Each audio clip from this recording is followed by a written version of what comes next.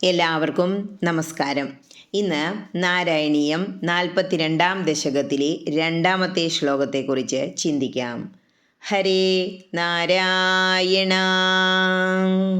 തതോ ഭവത്രാണനിയുക്തഭാലകപ്രഭീതി സംഗ്രന്ദന സങ്കുലാരവൈ വിമിശ്രമശ്രാവിഭവൽ സമീപത പരിസ്ഫുടദ്ദാരുചടച്ചടാരവ. ഇനി ഈ ശ്ലോകത്തിലെ ഓരോ വാക്കുകളുടെയും അർത്ഥത്തെക്കുറിച്ച് ചിന്തിക്കാം.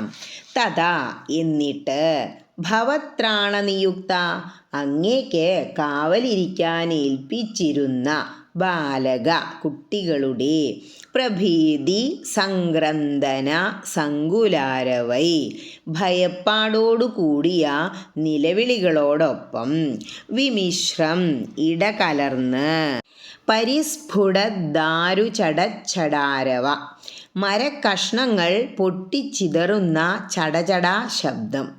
ഭവൽ സമീപത അശ്രാവി അങ്ങയുടെ അരികത്തു നിന്നും കേൾക്കുമാറായി.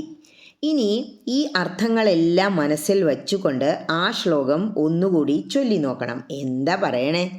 അനന്തരം ഭവാന്റെ രക്ഷയ്ക്കായി നിയോഗിക്കപ്പെട്ട കുട്ടികളുടെ ഭയപ്പെട്ടുള്ള നിലവിളിയോടു കലർന്ന് അങ്ങയുടെ അരികിൽ മരം പൊട്ടി വീഴുന്ന ചടചടനാദവും കേൾക്കപ്പെട്ടു.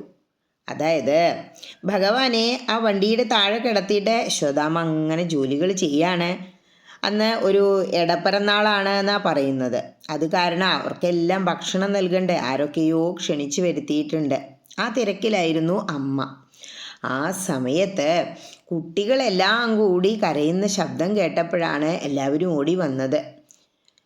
ഓടി വന്നപ്പോഴോ മരക്കൂട്ടം എല്ലാം കൂടി, അതായത് ഈ ശകടം വണ്ടി മരം കൊണ്ടുള്ളതല്ലേ, അതാകെ പൊളിഞ്ഞ് താഴെ വീഴുന്നതാണ് കണ്ടത്.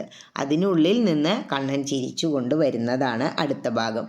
ഹരേ കൃഷ്ണ.